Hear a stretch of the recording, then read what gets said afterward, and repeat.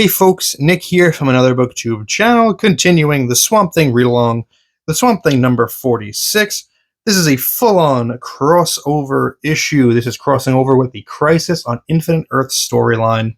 Something that it has been a really long time since I've read, probably as long since I last read this issue of Swamp Thing, because it's been a long time. It's been at least 5 years. And so I had forgotten a lot of how Swamp Thing folded into the Crisis, and I was pretty pleasantly surprised with what Alan Moore came up with to kind of force his monster book into this superhero big event. I think he did pretty much as good a job as he could have done. On the cover here, we get Swamp Thing with Batman, Hawkman, the Phantom Stranger, who are standing over a dinosaur. Don't see a lot of dinosaurs typically anymore. Wonder what caused that. What kind of crisis may have caused that? If you're not completely caught up on the series to this point, go back and check out the previous episodes in this series or start from the beginning so you have the full context. We open up and things are looking bad. We have a quote from Revelations as the first opening line, and what we're seeing is like the Crisis of Infinite Earths in full effect. And so what's happening is people and creatures from all different, not just times, but alternate universes are meeting each other and naturally fighting. So we've got guys with cutlass swords that are fighting other guys in anti-radiation armor. On the next page, we've got dinosaurs attacking people. This car here ran over a bunch of dodos, which is really unfortunate. Dodos cannot catch a break. There's a big octopus thing in the middle of the street. So dogs and cats living together, mass hysteria, things like that. And Swamp Thing has just rolled up on the scene with John Constantine and a couple of his buddies. And we've got our title page here, Revelations, written by Alan Moore, art by Stephen Bissett and John Totleben. And what's been going on has been Constantine leading Swamp Thing on a North American tour, going to different cities and stopping various supernatural threats, with the promise that he's going to give him valuable information about himself. Like, he is an elemental. What does that mean, in the grand scheme of things? So it's finally time for that bill to come due, hence the name of the issue, Revelations. First thing here, though, Constantine is kind of deploying his soldiers. He tells one of his friends here, Benjamin, to keep an eye on Sister Anne-Marie in London. A friend of theirs, this guy Frank here, he's going to be going over to LA to keep an eye on things. Meanwhile, John and Swamp Thing, their ride is just about to pick them up. They look up into the sky, and they kind of dematerialize, and they're being teleported somewhere far, far away. And we get another sequence that we're kind of used to seeing. We're used to Swamp Thing's consciousness leaving his body and going somewhere else. But this is a little bit different for Swamp Thing because this isn't at his own. This isn't of his own volition. He has been teleported. So we're getting his consciousness kind of forced out, and he gets this kind of nightmarish face on where he's drifting through space. He doesn't know where he's ending up. He says, "I become lost in a gallery of oppressive and uneasy forms that my mind is too flat to grasp. I try to close my eyes, but I haven't got any." And then he finally does rematerialize in one of those kind of great panels of John Totlben's crazy inking style of his thin to thick lines, creating this incredible image. And they are on a spaceship. They are on a satellite in space.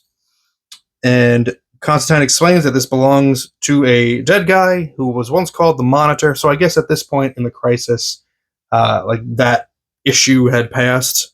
Again, it's been so long since I've read that. I really don't remember a great deal about it. But they are not the only ones on this ship. They open up a door, and we get some silhouettes giving us a little teaser as to who's there. We see some bat ears. We know that. We get some wing-tipped helmet. I think that's going to be Hawkman. But also on this page here, John is explaining to Swamp Thing that the world isn't ending. It's the multiverse that's ending. A whole series of parallel universes, parallel Earths. Something is eating its way through them. In order to survive, the remaining worlds are being sort of folded together, making them stronger.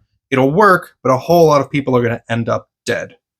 Sorry you have to see my face for a little bit here. While editing this, I realized I probably should have given a little bit more context about the Crisis on Infinite Earths and just why DC was doing it. Even though I don't remember like the actual story too well, the reason that they were doing the Crisis at all was because at this point, DC's continuity was like 50 years deep, and there were way too many characters and storylines, multiple titles of the same character, multiple iterations of the same character, and it was getting really out of hand and hard to follow.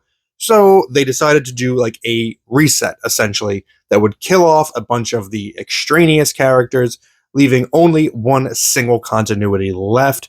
This was also a way for them to introduce the Charlton heroes that they had recently acquired. Those are like the Question or Blue Beetle. And it's also the reason why Alan Moore couldn't use those characters for Watchmen. So that's how all of this came to be. But it's not really the physical world that John is concerned about, and that's going to come into light in a few pages. But first, they walk into this crowd of stars and D-listers alike. We have Batman, we see Plastic Man, Dr. Fate, Superman. I don't know this little doll thing or this guy. In front of them all, someone is giving a speech, and Swamp Thing hears the name Luthor, and he makes note of it that there's an odd tingle of premonition that comes with the name, and also kind of note the shape of the panel of Luthor, kind of just like a really sharp angle here, going directly at Swamp Thing's heart, or where his heart would be. I wonder what this premonition could mean. Let's see, what other characters do we get cameos from here? I think we get a Commandy cameo. Ambush Bug. We get Hawkman. I think that's Black Hawk, Adam Strange. I don't know these guys. And then we have the Phantom Stranger. And while all the heroes are, dealing with this big threat in the physical world, which doesn't affect Swamp Thing, he goes over and hangs out with the Phantom Stranger, the only person that he really knows. And Swamp Thing tells him, I'm uncertain of what my role is here. I've traveled America. I've seen horrible things. I don't understand how I relate to all of this. And Phantom Stranger gives him some, not really words of advice or wisdom. He just tells him that the truth most painful to the heart is that which makes the spirit stronger. And it is the strength of spirit that will be needed when the physical crisis is over.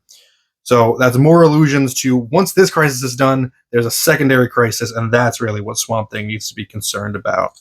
Swamp Thing has a brief meeting with Luthor, who tells him, I think this is like Alex Luthor. It's not Lex Luthor. I don't know what's going on in DC's continuity at this time.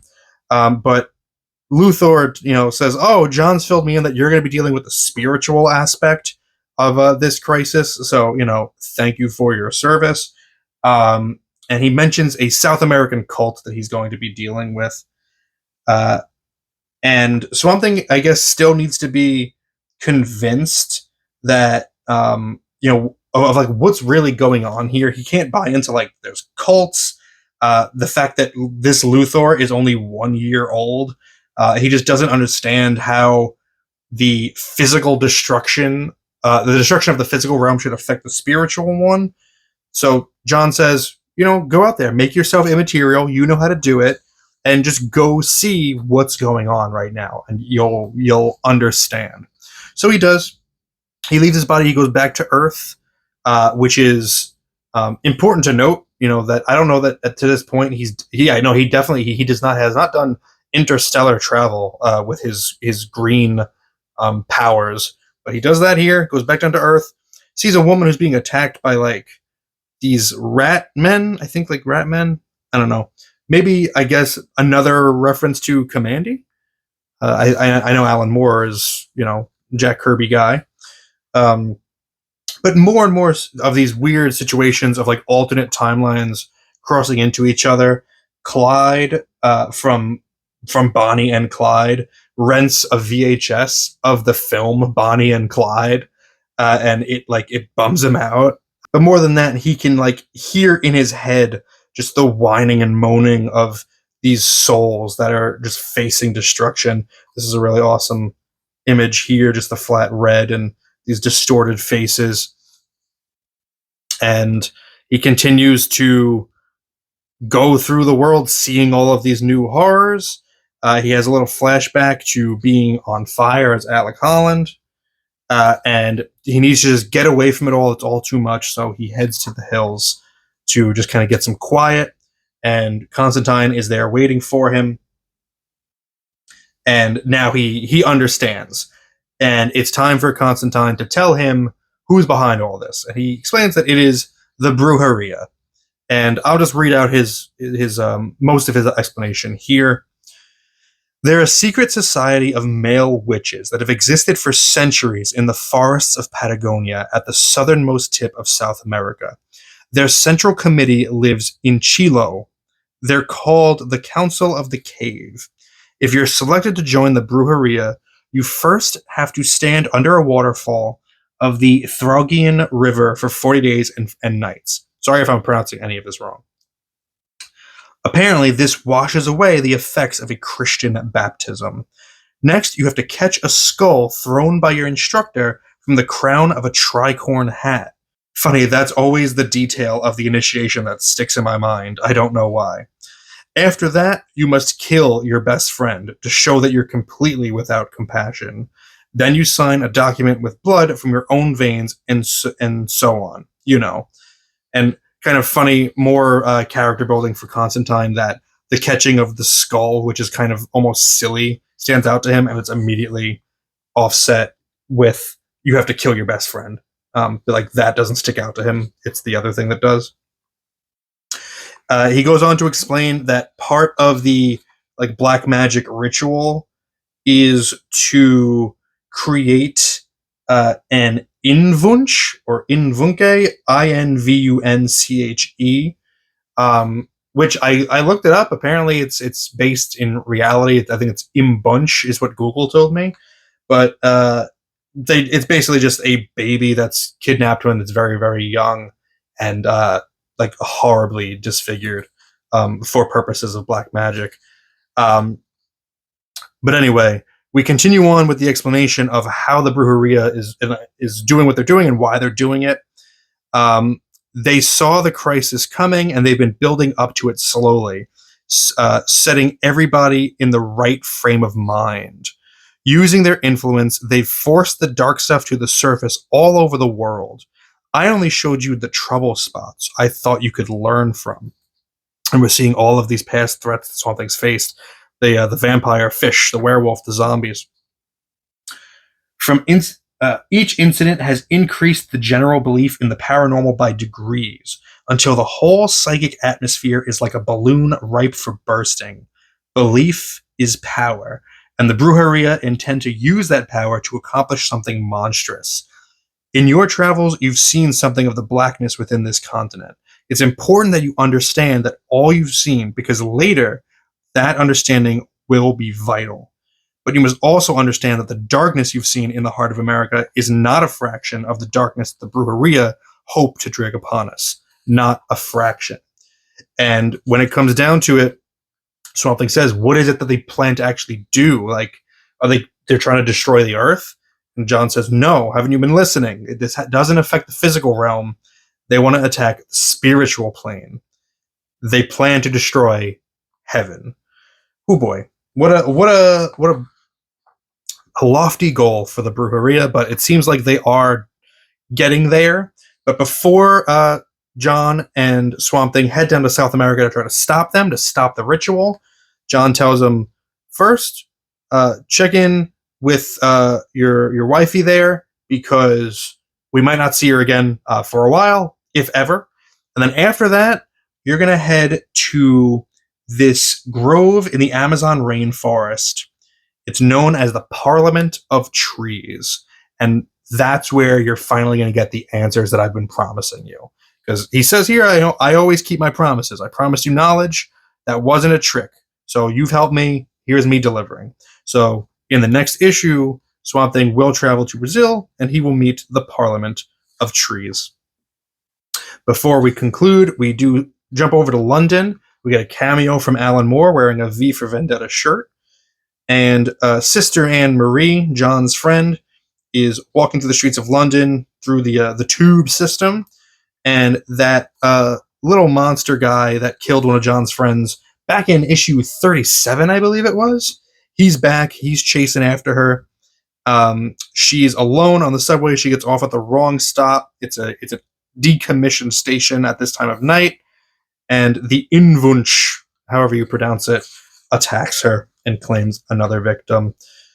There you go. That is Swamp Thing number 46. Next up is the Parliament of Trees. Really interesting issue.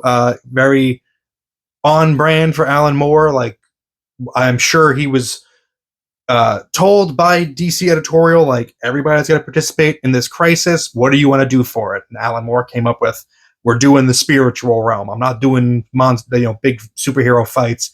This is what you're going to get. They thankfully let him do what he wanted to do. We're going to continue on with the crisis crossovers in the next few issues. Let me know your thoughts about this one in the comments below. Thank you for spending some time with me today, but now it's time to get back to reading.